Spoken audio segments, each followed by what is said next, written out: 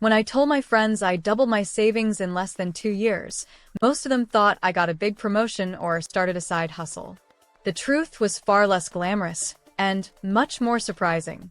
I didn't earn more money. I simply learned how to keep more of the money I already had. But here's the twist. I didn't do it by following the usual advice you hear online. I didn't stop drinking coffee. I didn't spend weekends clipping coupons. And I definitely didn't move back in with my parents. Instead, I discovered a handful of unusual frugal habits, things that sounded a little insane at first, that completely changed the way I live and save. The timing couldn't have been better. With the cost of living climbing in almost every country and inflation eating away at our paychecks, the world feels more expensive than ever. People everywhere are asking the same question: how do I save money without feeling like I'm sacrificing my entire lifestyle? That's where my journey comes in. These habits might sound strange, but they worked, and they didn't just cut costs. They doubled my money, gave me freedom, and might just do the same for you. Number 1. The reverse luxury rule. For years, I thought frugal living meant avoiding luxury items completely. But then I discovered a smarter twist that I call the reverse luxury rule. Instead of buying brand new mid-range products, I started buying older luxury items secondhand. Mid-tier products lose value quickly and often don't last. A new designer-looking handbag from a fast fashion store might fall apart in a year. But a classic leather bag from a luxury brand, even if it's 10 years old, can still look stylish and stay durable for decades. The same goes for watches, cars, and even kitchenware. My first test was a pre-owned luxury watch. I bought it secondhand for half the retail price. Not only did it last, but its value actually went up over time. Compare that to my old smartwatches that were worthless after 2 years. The same happened when I bought a used BMW that was already a decade old. Insurance was lower, repairs were affordable, and I got the prestige of driving a luxury car at the price of a budget model. This habit changed my view of frugality.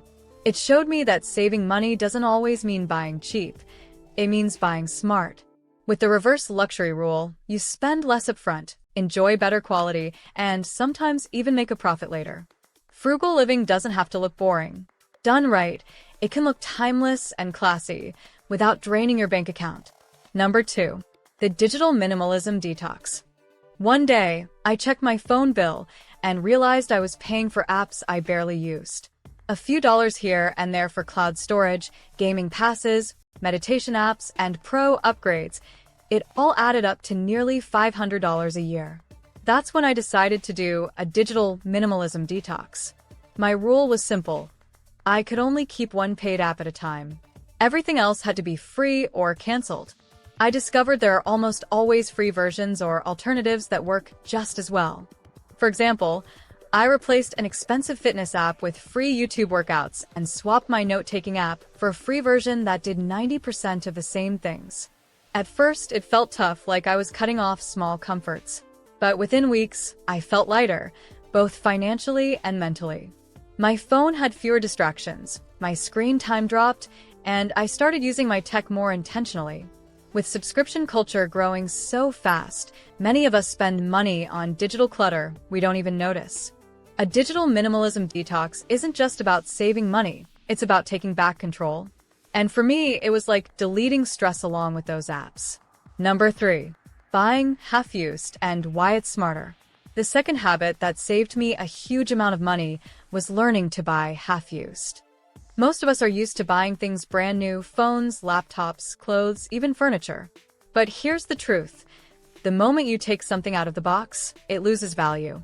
That's where the half-used trick comes in. I started by buying a phone that was only 6 months old. The seller had upgraded early, and I got the phone for 30% less than retail. It still had warranty coverage, and it worked perfectly. That one decision saved me almost $300. After that, I was hooked. I began applying this rule everywhere. Buying perfumes with a few sprays missing, gift cards at a discount, lightly used tools from neighbors, and open box electronics from online stores. Everything worked just as well, but I paid far less. This isn't just my personal hack. The resale economy has exploded worldwide, now worth hundreds of billions of dollars. What used to carry a stigma, buying used is now considered smart, sustainable, and even trendy.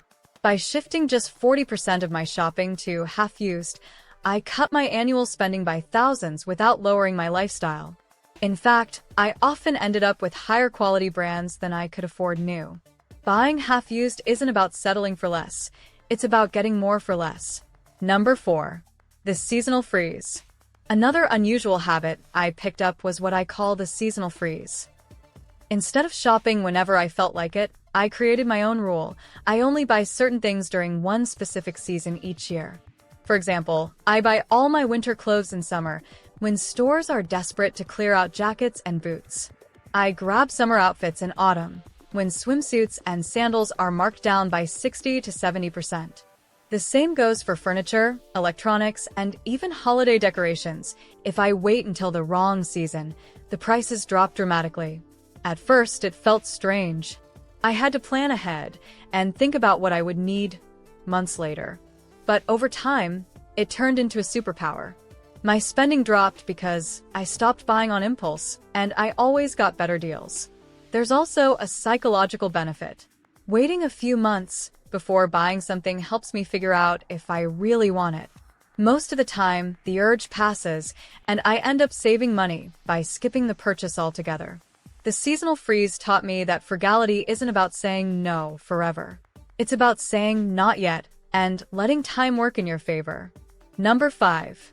The library hack that replaced subscriptions. One of the first changes I made was canceling my monthly subscriptions. At the time, I was paying for Netflix, Spotify, Audible, and even a language learning app. Together, they cost me more than $100 every month. That's over $1,200 a year just to stay entertained. At first, I worried life would feel boring without them. But then I discovered a secret hiding in plain sight: my local library. I used to think libraries were only about dusty books. I was wrong. Modern libraries are like free subscription bundles. They offer streaming movies, audiobooks, ebooks, and even music. Some even give free access to platforms, which feels like an indie version of Netflix, and Libby, which lets you borrow audiobooks straight to your phone. But it doesn't stop there. In big cities like London, Sydney, and New York, libraries now host free events, creative workshops, coding classes, and sometimes even co-working spaces. I've seen libraries lend out tools, cameras, and musical instruments. Suddenly, my library card became the most powerful membership I owned, and it cost nothing. By replacing my subscriptions with this library hack, I saved hundreds of dollars each year without losing entertainment or learning. In fact, I gained more.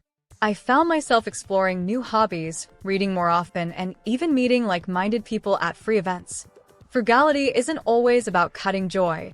It's about replacing expensive habits with smarter, hidden opportunities.